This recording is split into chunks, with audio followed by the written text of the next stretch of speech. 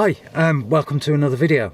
This is basically a quick update kind of thing on some of the things that I've done to the van since the last van build videos, but not some since the last complete tour, which I'll link above here somewhere. But it's just basically go through how I actually did the electric system. We made this little armrest here, paint job around the side and things like that. But as well, I mean, since the actual updates on all of this anyway, I mean, I've been away a few times. I went away once myself to pick up the camera that you're viewing me on now, and that was just for a night. I've also been away for like 2 nights in the Shropshire Hills, which was a very interesting one. All these videos are actually coming up soon because I do work a little bit behind on the actual videos and that. So if you can, give us the thumbs up and subscribe to the channel mainly so that you get updates as we go along. So, well, let's get on with the video and show you how I got on, how I actually got all this done. For any products that I've used, I'll put a link in the description to those items.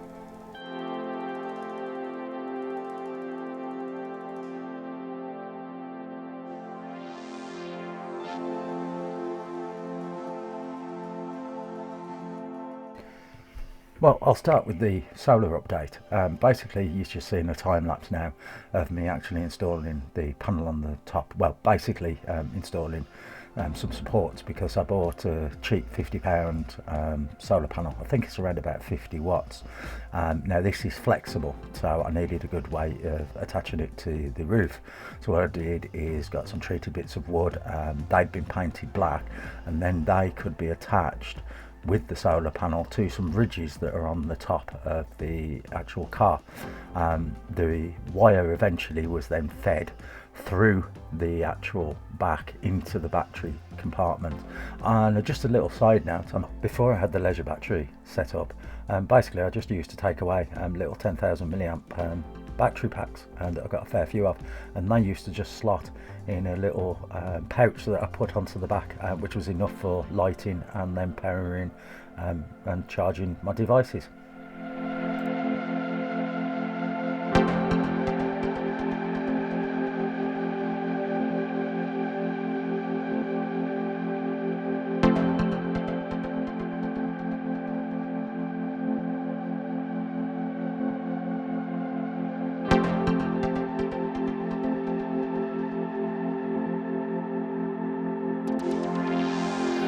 The battery system and solar and everything else, what I actually did is one of the benches that I've got is mounted it down here. If I show you there, and basically the leisure battery is underneath there. The problem is this thing that I've got, that is the bit that pushes forward to extend the bed out, and the problem is if I put anything down here, it's going let's get the camera angle, it going down there. So what I'm going to do is move this over so it's that way, and then, because I just did this quickly for the first time around, is move then the solar control unit so then I can see it somewhere else, and that, because it does actually work, and the little solar panel that I've got on the roof did actually charge the battery and was okay for the few days that we went away.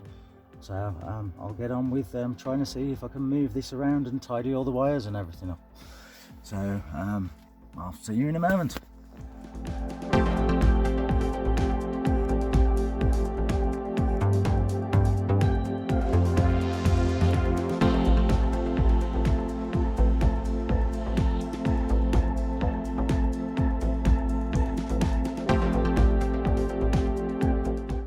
I mean, here you can see me changing the orientation of where the battery would go from one way to the other. It just made it easier for storage in there, and as well to get to where I wanted to put the switch and the solar panel control unit.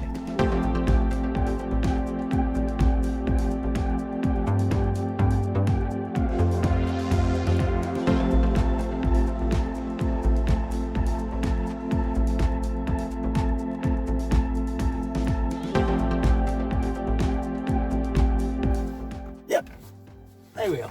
Right, basically what I'm going to be doing is the solar charger, and what I've done is I've just done some of these light switch, just so that this is one isolation for the battery, one isolation for the solar, just to make sure, just in case I don't trust these putting in too much voltage, and again, because the camper isn't used that often, I can just isolate the battery and turn it off completely while it's basically being standstill, so that the leisure isn't going dead at all. So just going to get on with fitting that.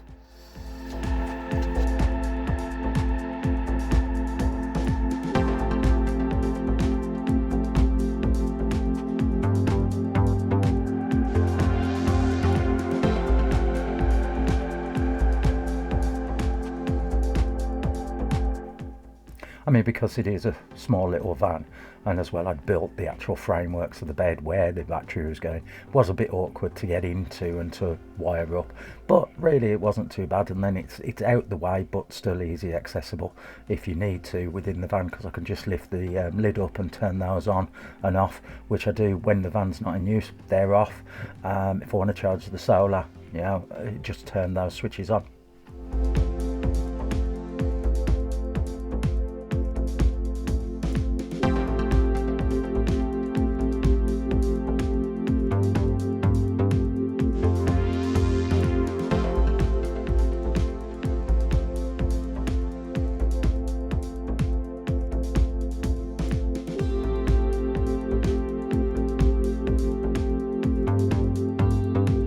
Now that's down there, the battery will be going, it's coming out around that way, because I've got a thing there, because this bit moves to the extent of the bed, so the battery will be going there, lid on top of that anyway.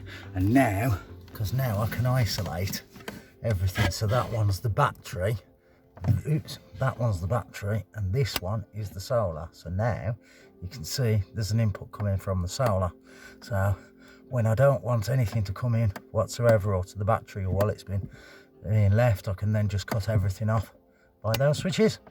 So there we go, that's that part done anyway.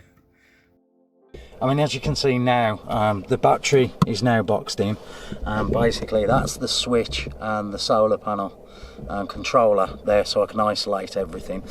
So like I say, if I turn those on, I don't know if you can see the voltage there, and that, and then basically that splits down. Okay, this isn't the best hookup, but it then splits down to a newly wired cigarette lighter switch, which then goes into two USB extensions. So there's two 2.4s there, and then up here as well on the seat, that will go that way, we basically have two USB-Cs there, and then there's one down the one end. Let's get into the light. One of those down the one end of the car, or the van, and then one by the door as well. So we've got basically loads of USBs available, because mainly what we use in this car, let me swing you around, what we mainly use in here is just USB-C for most things as well, because for TV it's my tablet and everything else. So yeah, there you go. So that is the electrical system, not the super duperest system, but it does actually work, and because we've been away a few times with it, it's been enough to charge everything up that we've thrown at it so far anyway, and with the solar on top. The one thing I've got to do is get a split charger at some point, so when driving it is charged by the alternator, which at the moment it isn't. I mean, as you can see from the front of the car, I like to make things a little bit different, and I went with this blue. And on the outside, I did actually want to try and do that the same. I did try vinyl wrap. Now, I'm not the best at actually doing it, as you can see from this.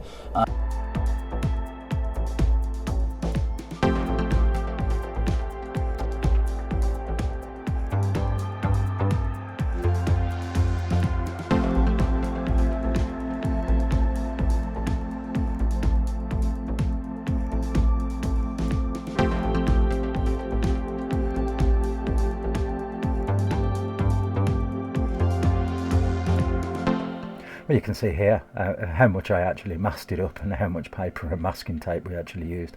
I had to go back out and even get some more masking tape because we'd actually run out.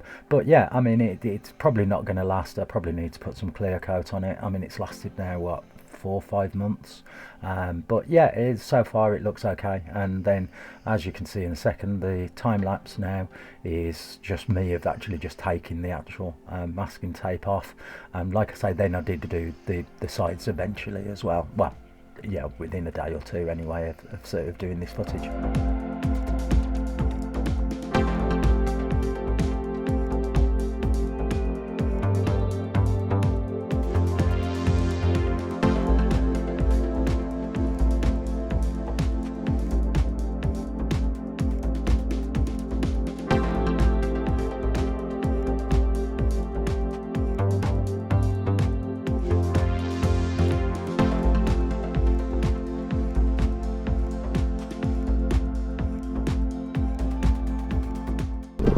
One silly update that's been done is the actual curtains.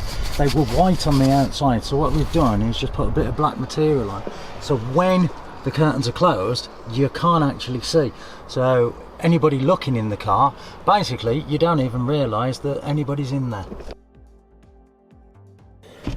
Now the one thing, having two of us in the van, because the missus is over that side against the boot in a sense, and I'm over this side of the light to stretch out, and the one thing I missed was having an armrest.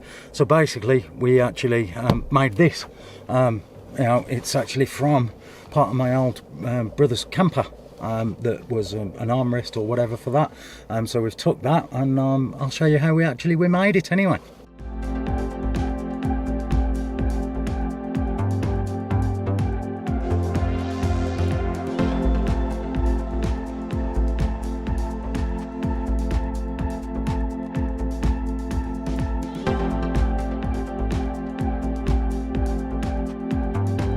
I mean, as you can see here, this is an original armrest. I think it's out of a Talbot Swift, which is my brother's camper van that he's converted. It's around about 1980s.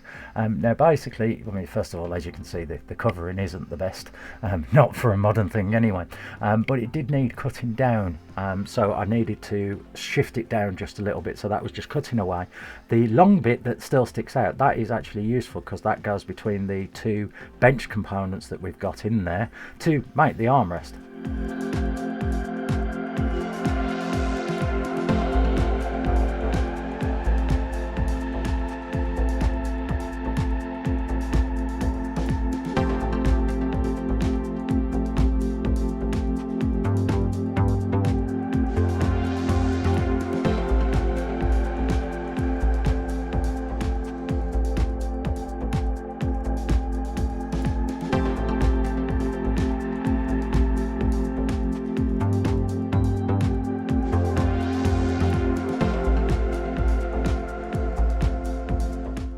I mean, as you can see here, the missus is covering the armrest. It's in the same material that we recovered the seating for not that long ago as well. It was pretty easy to do. We just poured it around. I think we used some spray adhesive on it, and then just staple gunned it to the actual harder part, if you know what I mean, that fits in between the seats. The only hard part that we had was doing the ends, because it was just trying to tie it, like push those in and then cut a bit of material around just to make it look nice, but in the end it did work anyway.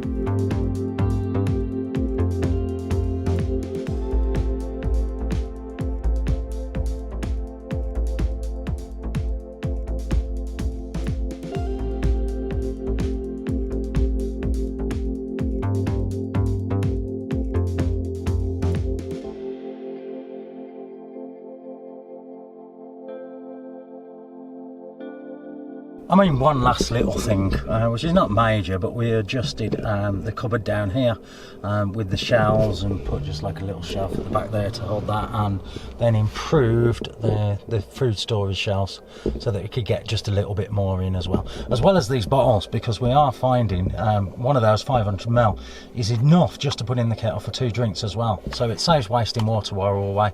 If there's the 2 of us and if I'm just away, it's just half a bottle, save pouring from a big bottle. Well, thank you for watching this little video. That's some of the updates I hadn't actually put out on the last videos, and that. So again, if you do like it, just give us a thumbs up, and please subscribe so that you can see the more up and coming stuff. Like I say, there's a few trips that I've already recorded that are ready to be edited and uploaded soon, and that. So yeah, give us a thumbs up and subscribe and ring that bell as well. So again, thank you for watching, and goodbye for now.